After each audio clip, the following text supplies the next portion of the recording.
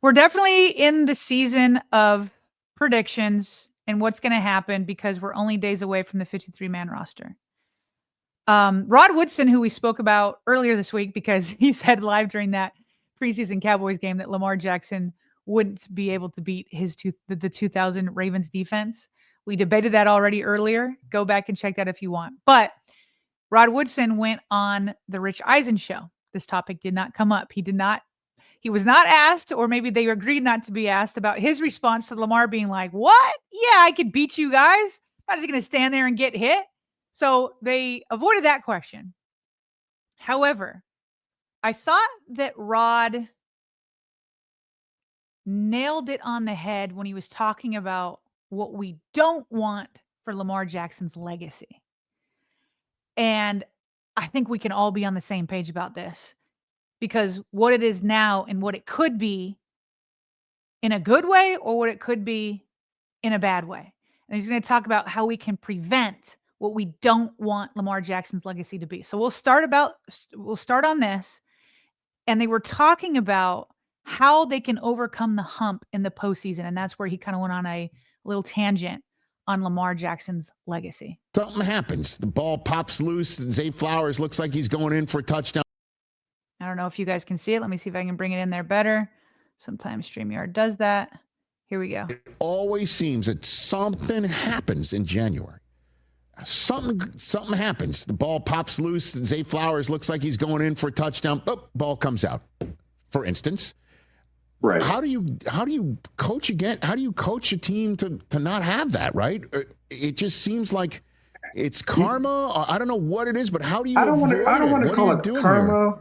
I mean, I thought last year, because Lamar has not played his best games in those situations, but last year Lamar even made the statement that he knew he was pushing and not having his best games in those situations, in those type of games. So I'm thinking, since he made the announcement, he knows it's happening to him, it's not going to happen. And again, he goes out, he throws a pick early, he gets a strip sack later in the game, about at the third quarter. Just one of those games that, I mean, he is so dynamic, and I don't want his legacy to be he's the best in-season, regular season quarterback, but once the playoff starts, they can't get to the Super Bowl, because he's the only two-time MVP in the National Football League that has not won a Super Bowl yet. So could it happen this year? Absolutely. I think they're stacked. I like them. I love Lamar, and I loved how he has grown as a player and throwing the deep ball. We know how exciting he is when he runs with the football in the open field. So that's a given. But his precision of throwing the ball down the field has gotten better. And he's only in year 7. And that's the crazy part about it. He's still in his prime. Okay. I don't know why Rich Eisen introduced karma. That doesn't make sense to me. Isn't karma like if you put bad stuff out in the world or you make bad decisions, like it comes back and bites you in the butt? Like, I don't like, what did the Ravens do to have like bad karma? So I don't know why that was even introduced. So I'm glad that Rod Woodson was like, no, it's not karma. And he didn't answer the question yet, but we're going to get there. But he talked about Lamar Jackson's legacy. We do not want Lamar Jackson's legacy to be the best regular season quarterback of all time. Right now, don't we feel like that's Dan Marino's title? Dan Marino never went on to win a Super Bowl. One of the best quarterbacks ever, but could never win it all. Lamar, if he doesn't win a Super Bowl, could snatch that because, to Rod's point, he has 2 MVPs, and he's the only 2-time MVP winner that doesn't have a Super Bowl. Now, he got his 2 MVPs pretty quickly, and to Rod's point, he's still in his prime. I think he's going into year 8 here. He said year 7. I think it's year 8. But that can't be Lamar's legacy. It cannot be his legacy. which is one of the many reasons why the Ravens must get over the hump. They got to get over the hump. And so what's it going to take? Well, let's start here. This is funny to me. It's going to have to be one step at a time, which is week by week, but always the first goal is to win the division. Bobby and I addressed this at the top of the show yesterday. The AFC North. We feel like the gap from the Ravens to the rest of the AFC North is significant. Okay, so winning your division first, that will set you up with good playoff seeding. The beginning of the schedule this year is going to be paramount. That you're playing against Buffalo and Kansas City. You've obviously got Detroit and Cleveland in there too. These 4 first games are going to have a massive impact on seeding.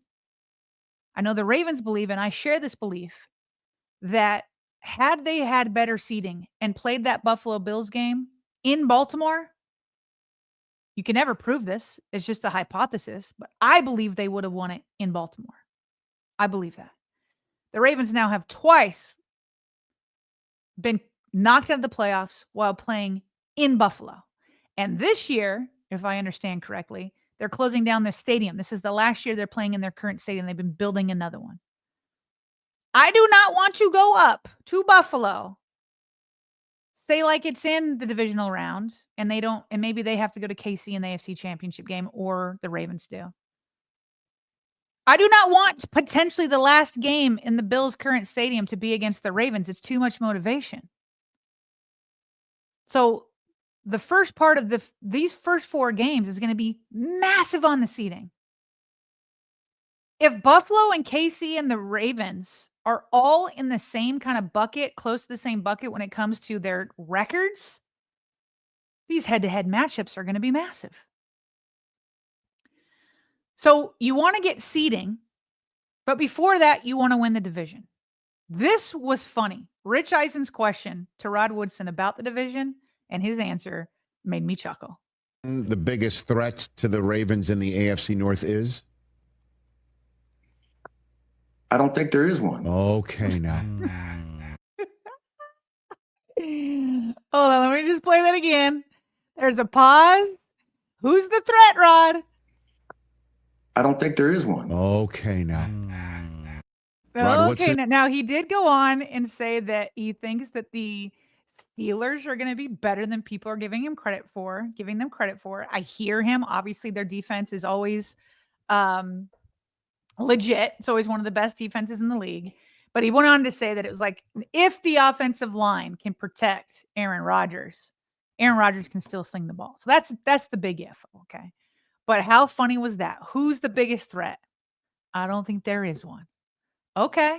All right. So we're confident about that. Rod later on talked about how good this roster is. We've been talking about EDC. It's put together a roster. It doesn't mean it's a Pro Bowl roster every single place that you look, but it's certainly one of the top 2 or 3 rosters.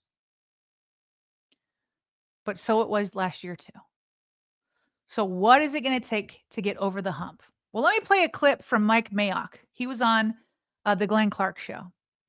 He talked about why the Ravens haven't bust through, and I'm going to tell you right now, I don't agree. It's a very popular talking point, and I'm not saying it's without merit, but I don't agree. Here is Mike Mayock on why the Ravens haven't busted through just yet in the postseason.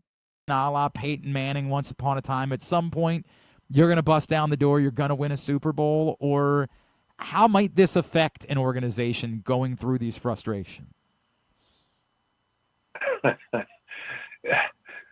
Yeah, I mean, I think you do have to keep putting yourself in that position, and I think the Ravens do. I think there are certain times in NFL history where you look at teams that are up against something really extraordinary, and sometimes they break through, and sometimes they don't. And, of course, I'm talking about the Kansas City Chiefs. You know, they've been, what, 5 of the last 6 Super Bowls, maybe on the AFC side. Yeah. And Cincinnati's the only one that got there besides Kansas City. So what you're really looking at is one of the most extraordinary franchises in the history of the NFL. At the same time, the Raiders are trying to the Ravens are trying to kick down that door. If you look at Kansas City, Andy Reid's a Hall of Fame coach. Their quarterback is a Hall of Fame quarterback. Their defensive coordinator, even though he didn't have the numbers as a head coach, Steve Spagnuolo is a Hall of Fame defensive coordinator. I mean, that's a special organization, and I'm blown away by what they've done in the last 6 years. And it's watching Cincinnati, watching Baltimore, and watching Buffalo try to kick the door down. Okay, so Mike Mayock gives a very popular answer to why the Ravens haven't broken through in the playoffs yet. And I'm not saying it's completely without merit, but I don't think it's totally it. He basically says it's because of Kansas City. I think that's the story for the Buffalo Bills. I don't think that's the story for the Ravens. Although they are going to have to break through the Kansas City Chiefs, and the Kansas City Chiefs obviously beat them in the AFC Championship 2 years ago. But if we're just going to name teams that the Ravens haven't gotten past, it's Buffalo and Kansas City. It's Buffalo that's actually knocked them out twice, Kansas City once. And there's others, like the Titans did it 1 year. Chargers did it 1 year.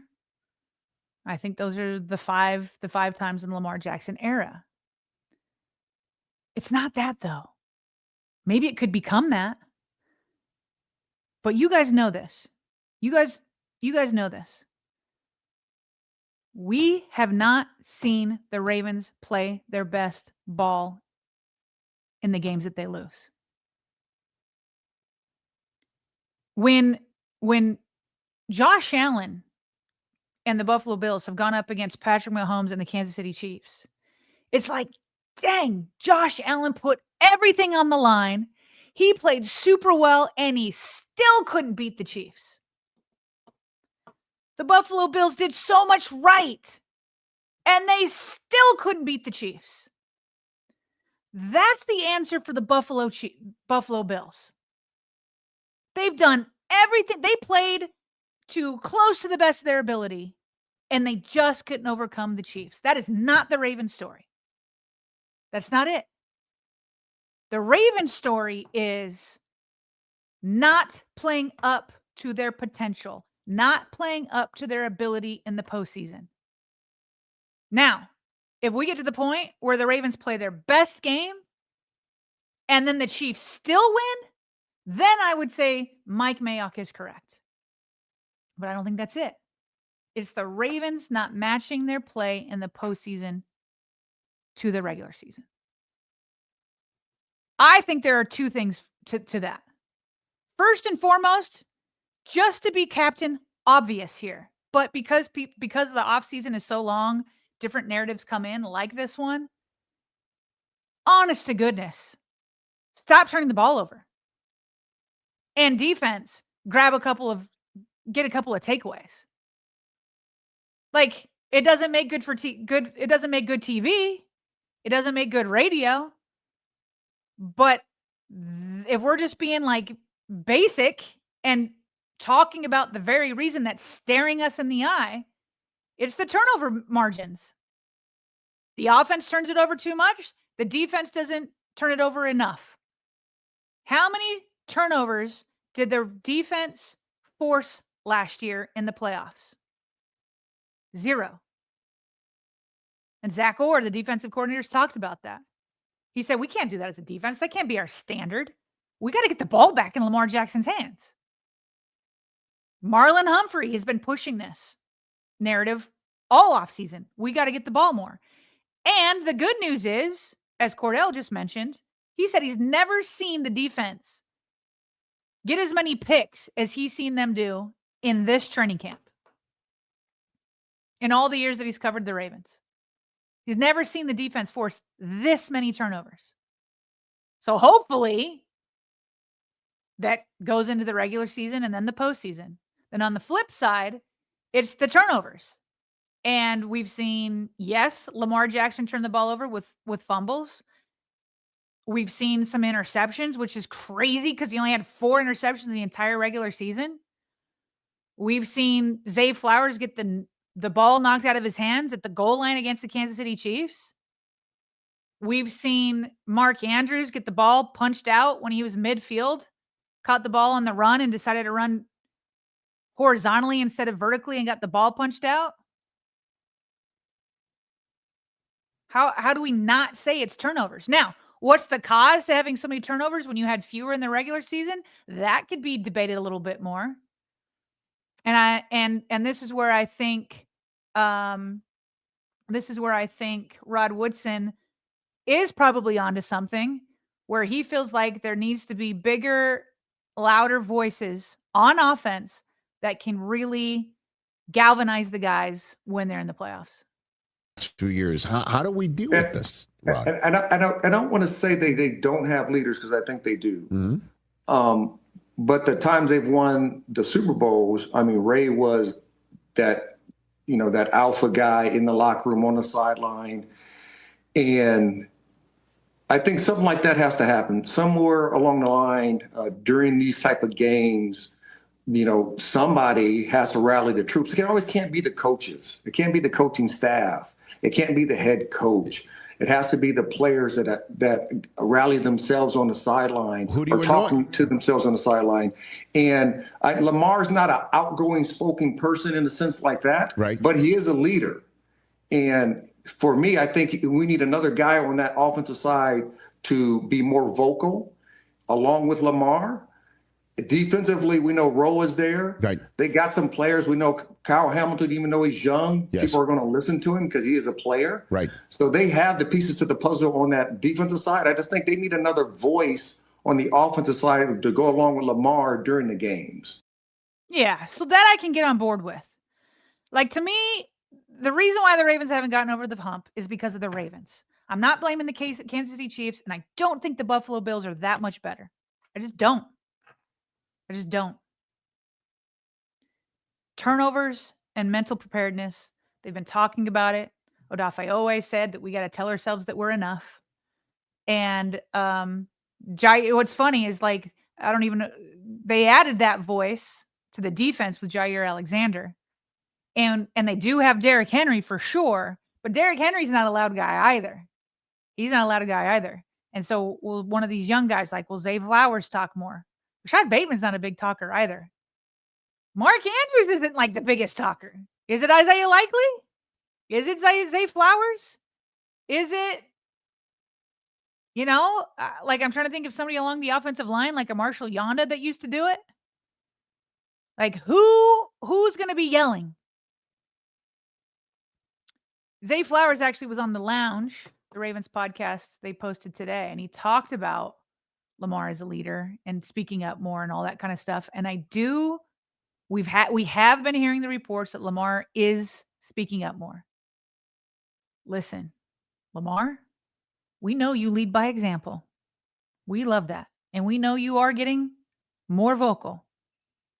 I wouldn't hate it if he's got I'm not a big cursor, as you guys know, but I wouldn't hate it if he got in a couple of guys' face masks every now and then.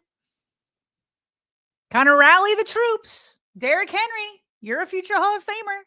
I know you like to lead by example, but I don't think it would hurt if you yelled at some guys sometimes.